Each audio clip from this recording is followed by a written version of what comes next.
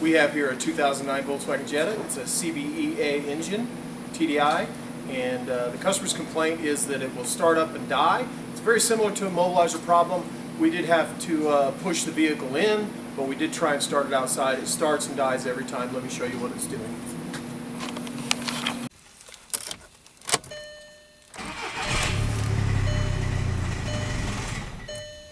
Now, I want to point out that the immobilizer light is not flashing, and the way it died, it doesn't seem like an immobilizer problem anyway, but every once in a while it'll run for just a little bit longer.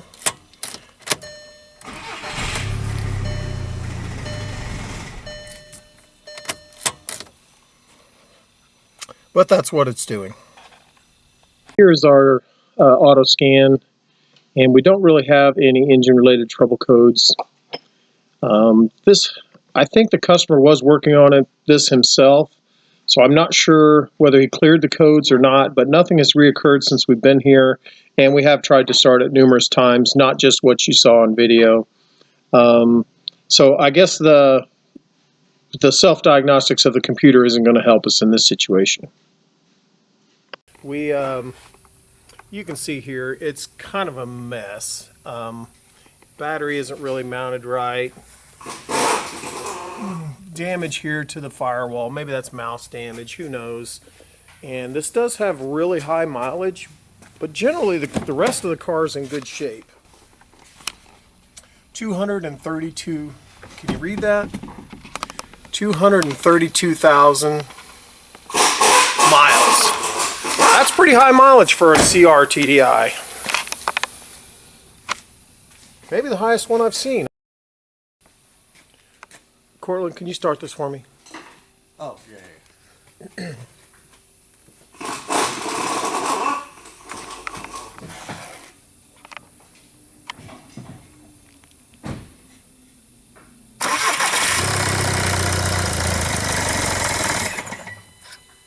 Do it again.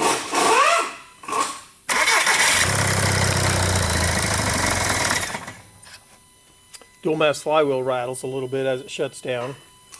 It's a very unique situation.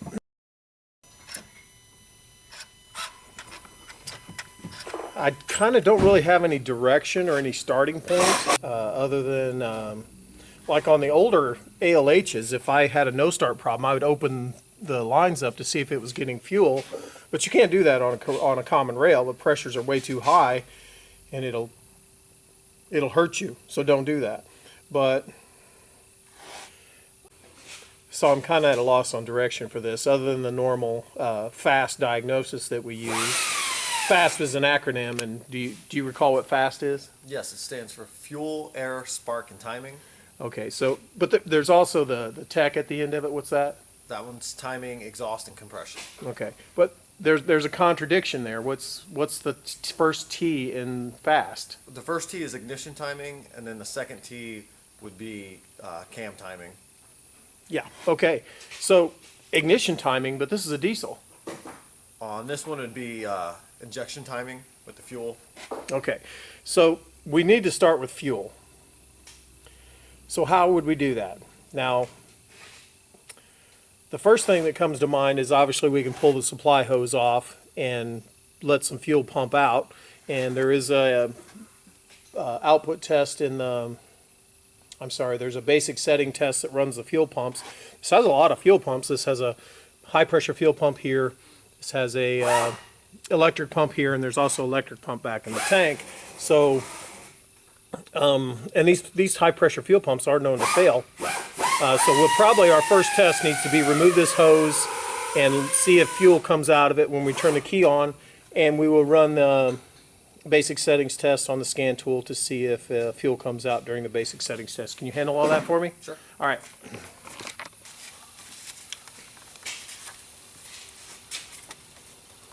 There we go. How do you know this is the fuel supply line? Well, you said so and told me to remove it, but also this line's coming from this fuel pump, and then here we have the return hoses for the injectors, and if you follow it to this hard line, goes all the way to this hose here, so this would be the return line. Okay, I have Cortland over there recording the fuel supply line with it going into a box. I'm going to start the basic settings test for that turns on the fuel pumps, and hopefully the software will all work. Engine.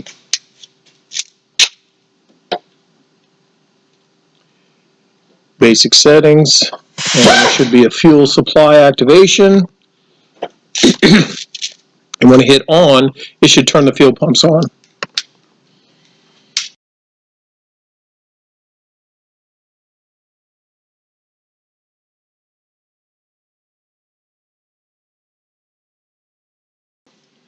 And as you can see, that's working. I better turn it off where the bottle gets too full. And as you can see, that's working. I better turn it off where the bottle gets too full.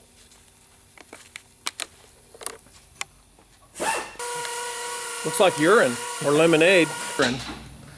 Smells like diesel though. It's definitely not gas contaminated.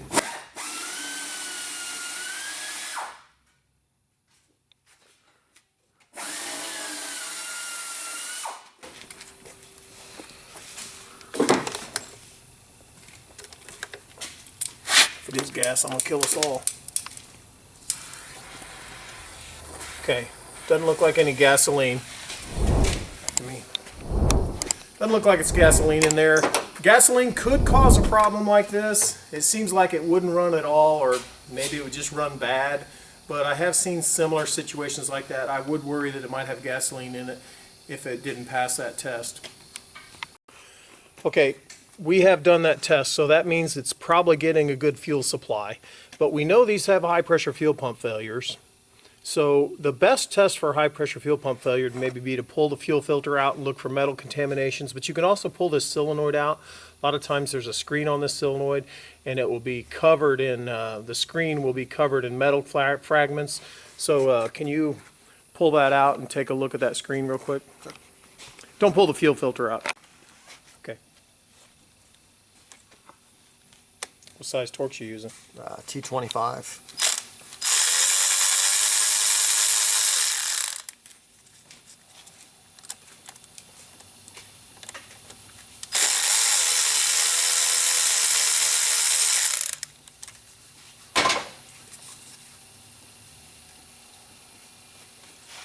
Why one blue glove and one black? That's unprofessional. It's a fashion statement. Yeah, this part's buzzing. Okay, take a good look in there for any types of contamination, and I don't see any metal on the screen. Okay, we're gonna keep going. We're gonna assume that it doesn't have a high pressure fuel pump failure. Can you put that back in for me? While Cortland is bolting that back up, I want to point out that a normal procedure on a gas engine for verifying whether it's getting fuel or not would be to remove something like this and spray starting fluid inside there in order to substitute fuel. And on a gas engine, that's a pretty good test, because that will, if it starts up at that point, then you can assume that the problem that's causing your no start is a no fuel problem. But on diesels, I don't like to spray starting fluid in them. There was a guy and he had a failure. He had sprayed it, and then he repeatedly sprayed it, and he had some engine damage after that. And so I just don't ever want to spray them. Some people like spraying WD-40 in there instead of starting fluid, and I agree that would be better, but it's still I still see it as a problem, so I try not to do that in my diagnosis if at all possible. If you do that as part of your diagnosis, you want to just lightly mist across the top of it. Never spray in it. Never soak that thing down. Just spray a light mist while a helper is cranking it. Don't spray a light mist and then get in it yourself and crank it. Just spray a light mist as your helper is cranking it. That's going to save you from having some engine damage. We're not going to do that test. But is what we done 100% conclusive that it's going to have fuel and start? I would say not yet. Well, what else? I mean, We know, we're assuming the pump's good. We know it has a good fuel supply. Could the fuel filter be causing this? Fuel filter could cause a fuel issue, but not on this one. Based on the test we did, it seems like we're getting an adequate amount of fuel coming out of the hose. If there was a fuel restriction, it would happen during a high load event, like wide open throttle on the highway, is when we would see that issue. So, can the computer turn off the fuel to it? Yes, it could. Is there something we need to check in the scan tool that might? We could check fuel pressure while we're cranking it and graph the data for that and see if it's cutting off fuel. Okay, I will. We'll probably need to do that in the car because it starts and dies, and we want it while it's actually running. So, Right, correct. because the high pressure fuel pump's only going to be turning while the car is actually running. So, if you could put the laptop in the car, and we'll get in there together. So we are going to go into the measuring blocks in order to see our fuel pressure. And right there it says our actual fuel pressure. Go ahead and start it.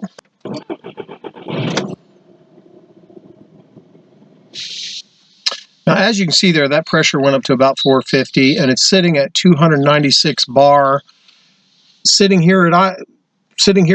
still. Okay, engine not running. Cortland, can you Google what 296 bar is in PSI? Sounds pretty high, like over 2,000 PSI or something.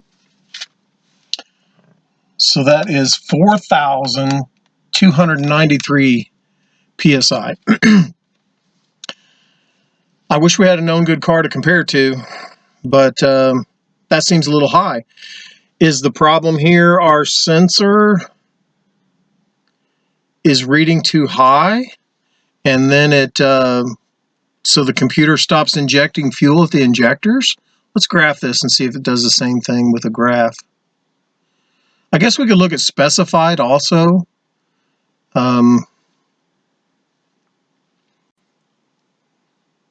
Okay, Cortland actually showed me this the other day. I'd never run into it before, but the car we ran into the other day had measuring blocks and advanced measuring values. So what we were looking at before was measuring blocks, but in advanced measuring values, we can search. So I'll click that, and I'll drag this over into your viewing area here, and we can select high fuel pressure actual and high fuel pressure specify. Oh wait, we got to search for fuel first.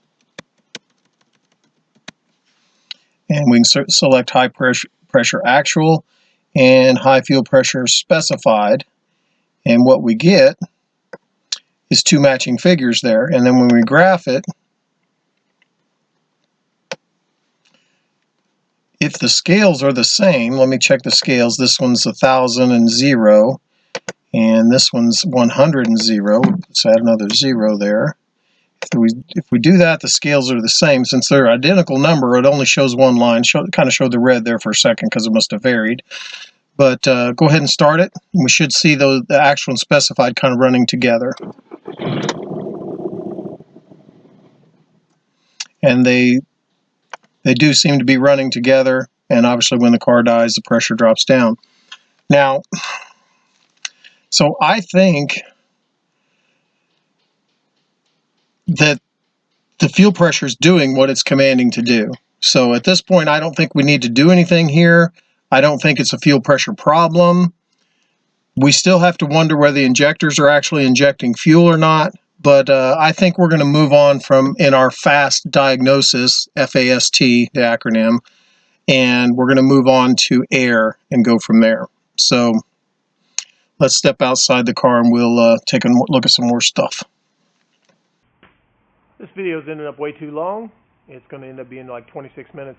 Put down in the comments below if you like long videos with like 26 minutes long, or like 15-minute videos with a part 1 and a part 2 also.